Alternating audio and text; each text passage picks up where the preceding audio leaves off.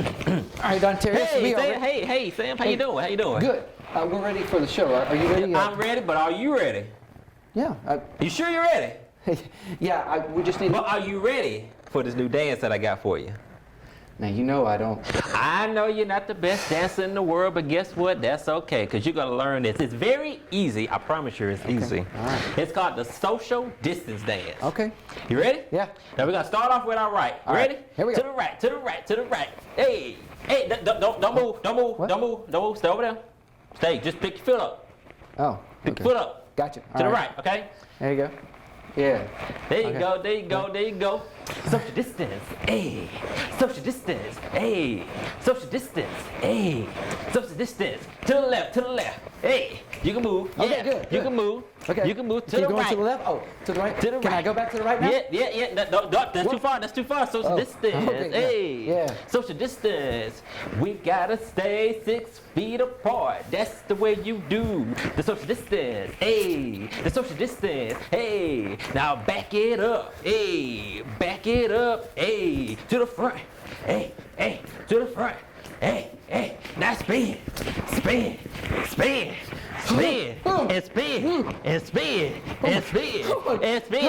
Now stop. Drop. And roll. Oh. Ladies and gentlemen, welcome to Light Talk.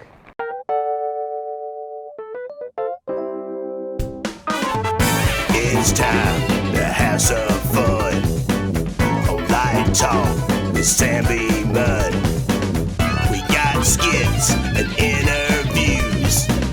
We got everything but the blues. It's on. Light Talk is on. Light Talk with Sam Beman. Hey, I'm Sam Beman, host of Light Talk. You know what's so funny? When I first started Light Talk, this was back in 2008, and I remember when I was brought in, the very first episode. Now keep in mind, I'm a theatrical actor, and I remember going, hey, welcome to Light Talk. And the guys in the control room were like, oh my goodness, like you were yelling into the microphone. And it made me think of that because I almost did that to you good people. Anyways, I'm your host, Sam Beman, and we've got a great show lined up for you today. We've got skits, we've got an interview with one of my friends who's actually one of the actors in many of the skits that you've probably seen on several Light Talk episodes. And I'm talking about not just recent ones, but dating back to 2008. That's Don Terrius Ruff. We're going to take a break, and we'll be back in just a moment.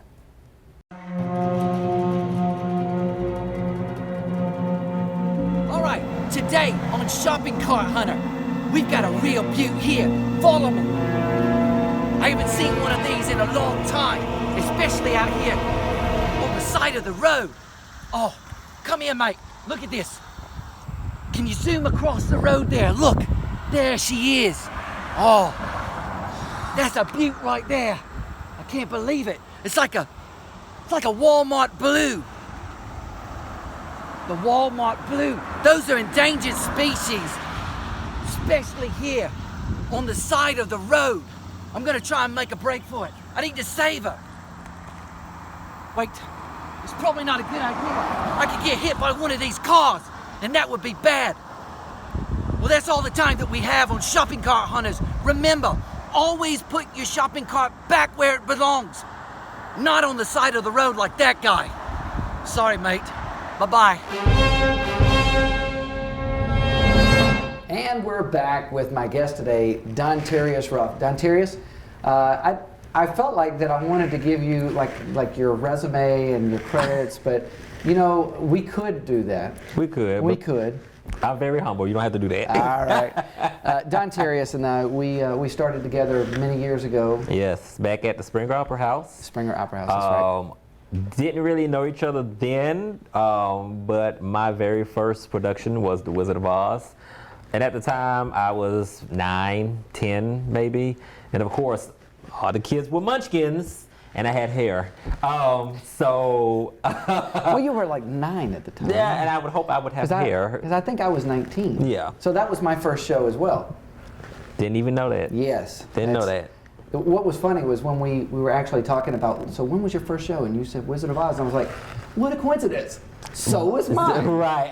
And but they kept all the kids and the adults separated, so I would have never known. I remember one of my friends was a stage manager, and she said that I'm a stage manager, but I'm also a Munchkin Wrangler. And I was like, what?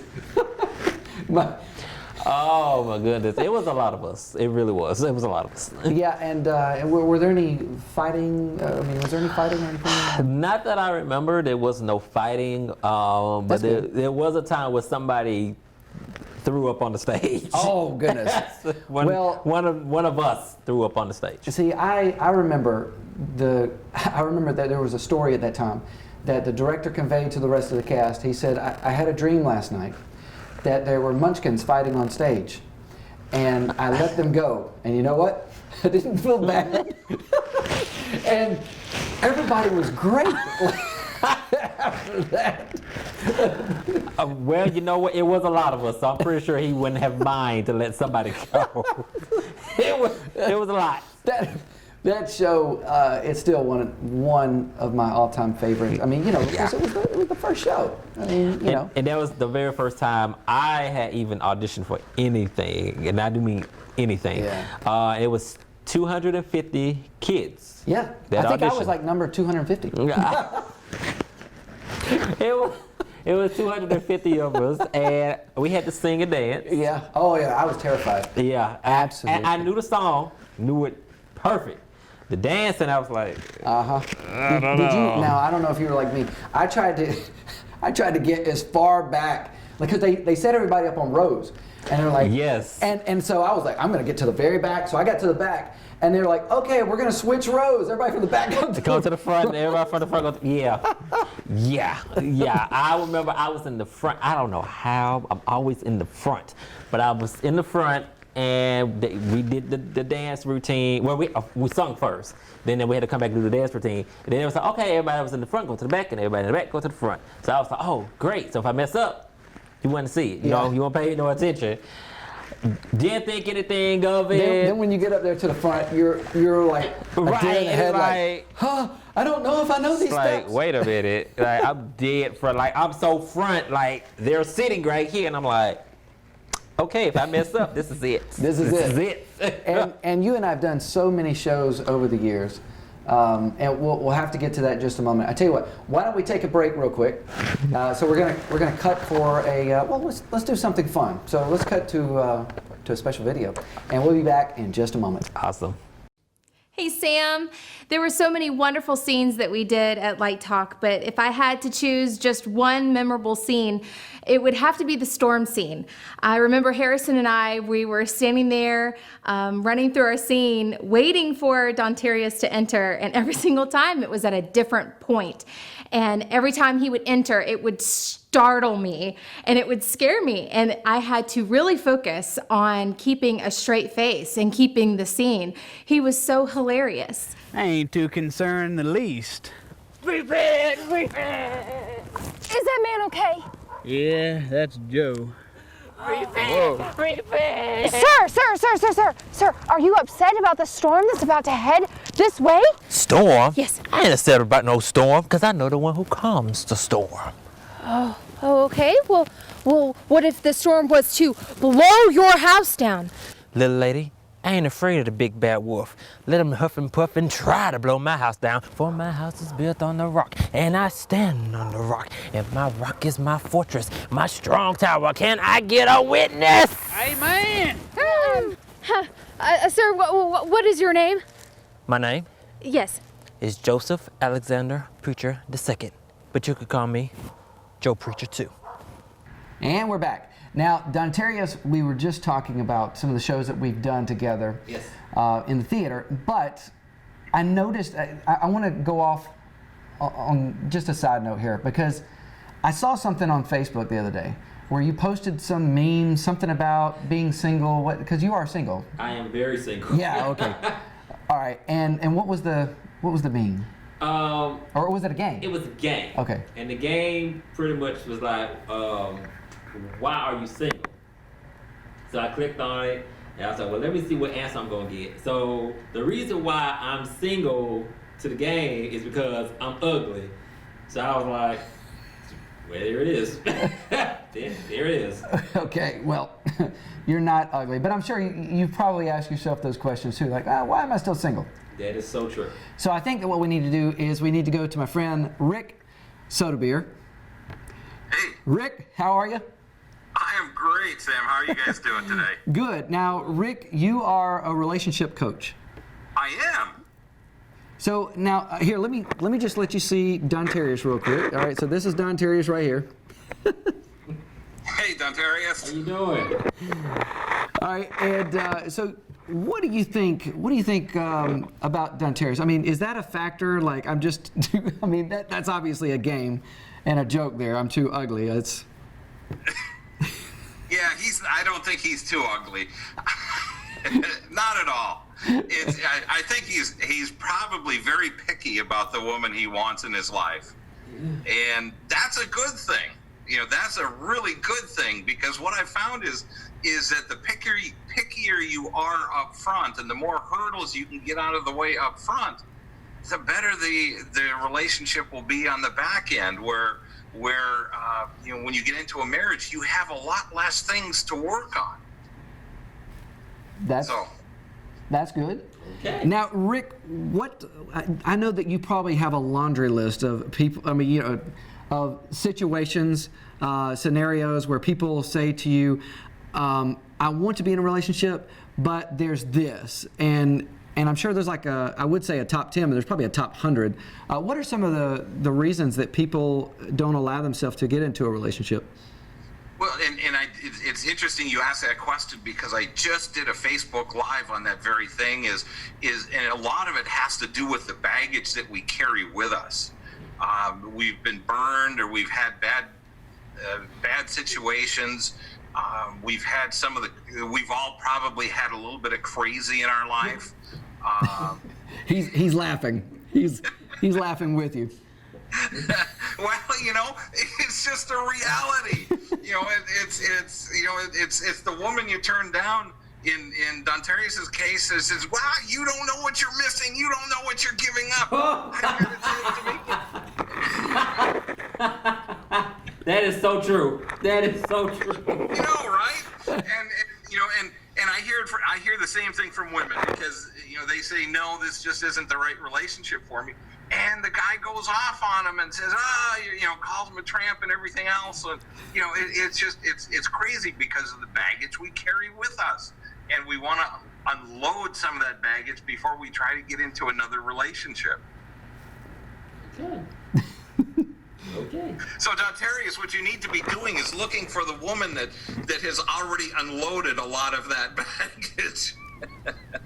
Okay. And if you're carrying anything with you, yeah, unpack it, store it in the attic, and let's move forward. Okay. Thank you. Hey, I told you I was going to help you out. You helped a lot. Rick, we're so glad that you decided to come on for just a moment. I know that you know, we're giving some advice to Dontarius here, but also for our viewers, because there are a lot of people out there watching right now that are probably finding themselves in the same situation, you know, where they've been single. I know that for myself, I was single until I was 38, before I got married. Right. I mean, obviously I had you know, dated along the way, but even I reached a point where I felt like, well, I guess I'll just be single. You know, I won't get married. And so I appreciate you coming on. Now, you have a book, correct? I do. It's called Dating Backward. Okay. It's been out for a little while, but you can find it on my website at ricksodabeer.com/resources. Okay. Or you can find it on Amazon.com, and it's available also in an ebook. So you can get the paperback and the e-version right there. Well, good. We'll make sure that our viewers go check that out. And Rick, thank you so much for just stopping by for a moment to talk with us. And hey, it's so good to see you. It's my pleasure, Sam. Thank you. All right. Thanks, Dontarius. Oh, thank you. Thank you. All right. Take care, Rick. You too. Thanks. All right, so that is Rick Soderbeer. Be sure to go by his website and check that out. Also, check out his book there. I tell you what, why don't we take another break here? And I know that you want to regather your thoughts, and we'll be back in just a moment. I've actually been guilty of that myself. It was a song that I actually wrote many years ago. I was on a trip in Kentucky, mission trip, and I had the spirit. And I thought, man, I really want to share. I want to share a song that I wrote. I have the track right here. I brought it with me. And I gave it to the sound person. It was a revival. That's what made it so bad. It was a revival. And I'm pretty sure that the spirit didn't move that night. I think the only thing was moving was people out of their seats. It was bad. I was up there singing my own song, and in the middle I was just like, this man heals the sick. Well, y'all sing with me. They never heard it. I'm asking them to sing with me on the song that I wrote. And I haven't even got to the chorus to do the repeat.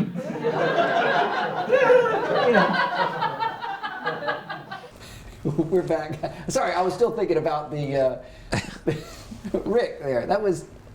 Well, he definitely helped me out. Okay, good. He Good. definitely. I've had some crazies. Yeah, I've had some crazies, but he definitely helped me out with that. Sorry, I know I took you on a side journey there. It's perfectly fine. Okay, good. Well, back to acting for a moment. You've been doing acting obviously as long as I have. Yes. And but you haven't always been an actor. I mean, you were also I hear a camp counselor at one point. I was. In your early 20s? Yeah, about maybe 22, 23-ish. It was up in Jasper, Georgia. It was for a particular company. Okay. I was a camp counselor. And it was definitely an experience, I'll tell you that. I'm sure there were a lot of funny moments, right? Well, this one particular moment, we was in our cabin. Okay. Of course, we was in cabins. Yeah. And my co-counselor, he was Hispanic. Okay. So his accent was very strong. Okay. So he came in to the cabin one day. He was like, "Hey, Vin, it's a bear outside." I said, "A what?" "It's a bear outside." I said, "What?" I thought he was saying like a beer, and I was like, why would it be a beer or like a beer bottle? What are we doing? So he said, "No, it's the bear outside." "A bear?" He said, "Yeah." I was like, ain't no bear outside. So I go outside and I don't see anything. And then I see something come around the corner. It was something little blackish running up. What that is? It was a cub. Oh. And then next thing I know, I see something big and black come around the tree. Yeah. I would call and I would come get me. Somebody come, I can't come up here no more. Come get me. I was ready to go home. And So that was the second day. Okay. That was the second day. I was going to say, was that your first and last day? Second day. The first day, my co-counselor got bit by a snake. I have never in my life. I'm sorry. That's horrible. I'm so Well, sorry to it hear must have been because I left him too. You let him do it. I left him, and he was on the ground. He was like, "I got bit by a snake," and I gone. No, gone. I did. I left him. I'm sorry. I'm so sorry. Oh my goodness. So you've had some other experiences outside of acting. Yes.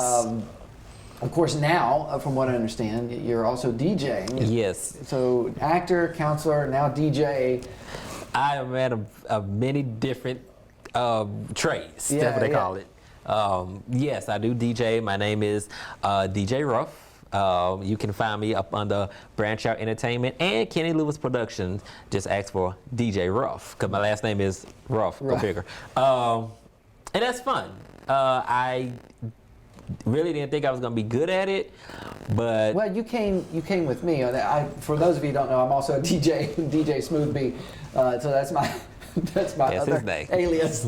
But you came with me on a couple DJ gigs. Yes. You know, so you kind of got to see. I got the feel of it. Yeah, I got the feel of it. I got the feel of it, but it's nothing like doing it by yourself. Yeah, that's right. You know what I'm saying? Yeah, it's a whole going with somebody that's know what they're ballgame. doing. It's like, oh, okay, I can Be like, this isn't so hard. That's not so bad. I can pick a song and I can tell what the crowd likes or whatnot.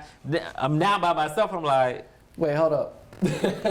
I'm sure that it was it was probably different the first, It was very intimidating the first couple of times, but now I'm like, you got it. Got it. You got so it. It's fun. So you're DJing, but in the midst of all this, you're still acting. Still acting. I'm still auditioning. I got a new agent out of Atlanta.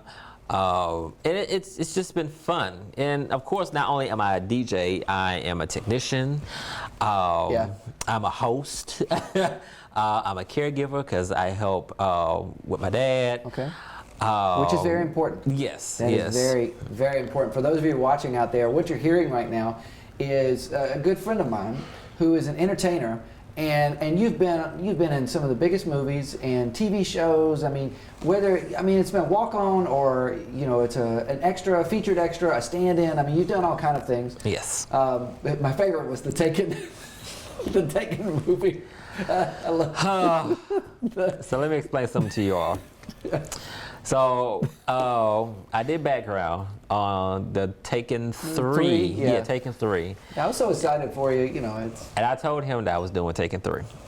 I shouldn't have, because the scene was a bus. It was a bus. I didn't know what the scene was going to be doing or whatnot, and literally I was just sitting on the bus the entire time. And so every time he see the movie, he's like, "Oh, there you go, going down the street in the bus." I remember I called you. I said, "Man, I saw the scene with the bus." And you were like, "Oh, how was it?" Because you hadn't even seen it. I didn't know. I said, "Well, what happened was they had this bus, and Liam Neeson went over there, and he looked underneath, like in the side of the bus, and then it drove off." And you were like, "What?" Horrible. Never showed. Never seen my face. You guys were all inside, and you're supposed to be all concerned and everything. The life of background. The life of background.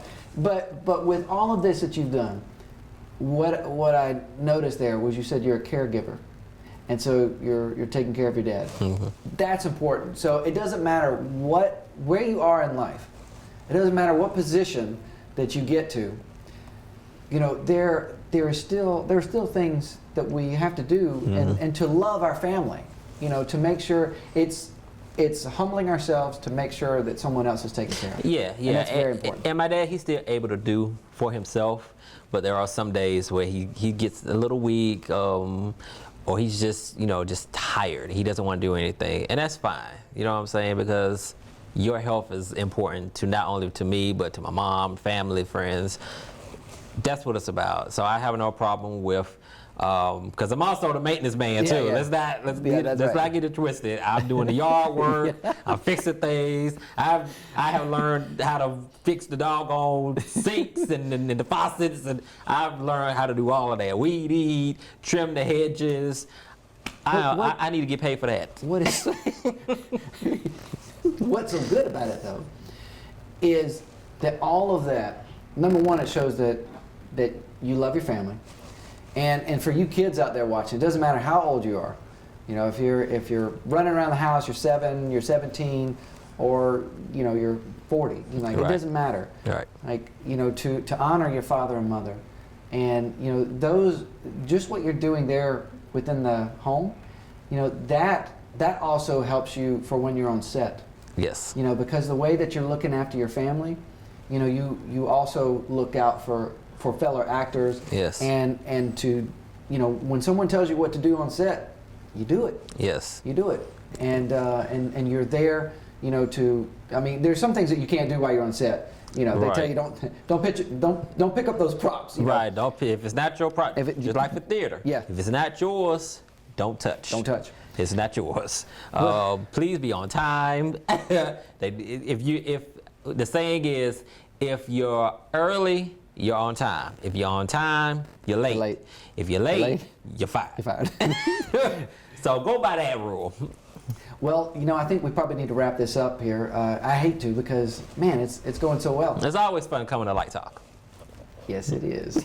And I'm sure that you've got quite a few favorite skits. So I tell you what, why don't we cut to one of those skits? Which is your favorite? The one of your favorites. The one with so many of them. We have such a great time doing Light Talk back in the day. It was so much fun. One of my favorite skits is the one where Avery Jones plays Nikita. Nikita. And I was a tourist. I think I was in New California, York? New York. We did a couple of these. Yeah, and I was think somewhere. Yeah, yeah. I think we're about to find out where you were. So let's go ahead. Oh my goodness. Yeah, let's go ahead and run that clip. And of course, you joined us on some skits here on the show, which we can't wait to, I can't wait to see him either. Oh my goodness, this is my first time in New York City. I'm so excited. Arkansas doesn't have anything on this. Hey, there is no need to use sissy little hand strap. True New Yorker does not have to use those things to keep balance. Oh, okay. You ride horses, yes? No. You know karate, yes? No. You take visa, yes? What? I will teach you how to stand on the subway. You stand with your feet apart and your knees slightly bent. If subway move this way, you move this way. If subway move this way, you move this way. Yes, then you not lose your balance, yes? Oh, okay. Oh, thank you. My name's Roger. This is my first time in New York City. If you can't tell. I just saw the Phantom. Great play. I have it all in my memory. Yeah. It's a beautiful show. It makes me weep like baby puppy. Yeah, it was really good. So, what are you doing? Where are you going? I'm on my way to law office to get my name changed. Oh, okay. What is your name? Nikita. Nikita. Yes, it's manly, yes? No. That's why I'm going to get my name changed. It's not cute, it's courageous. Yes, in my country it means strong warrior capable of moving boulders with bare hands. Here I sound like a girl. Yeah. So what are you going to get it changed to? Patrice. Patrice. Yes, it's manly. It's tough, it's bold, yes? That's my aunt's name.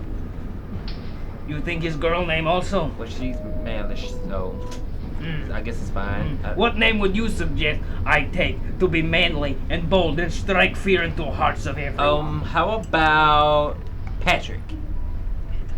Patrick is wonderful name. Is strong name. In fact, is in my family line. See? Why, my great grandmother was named that. Is beautiful. You are a wise man. I must reward you for your goodness. You wait here. Attention, everyone in subway car 3. The most obvious tourist in the car is a wise man, and he just saw Phantom, and may or may not have a bootleg in that bag. But he's a good man nonetheless, and in honor of what he has done for me, I will give him bold name from my country. From henceforth, you tourist man will be known as Betty. Betty the bootlegger is beautiful, yes? Let's have a hand for Betty the bootlegger, please. Everyone on camp is a wonderful man. Is nice man. Let's have a hand. Let's have a nice. Get your hands. Open the doors. Now that was a lot of fun. Oh my goodness, that brings back memories. Yes, especially that voice. I am Nikita.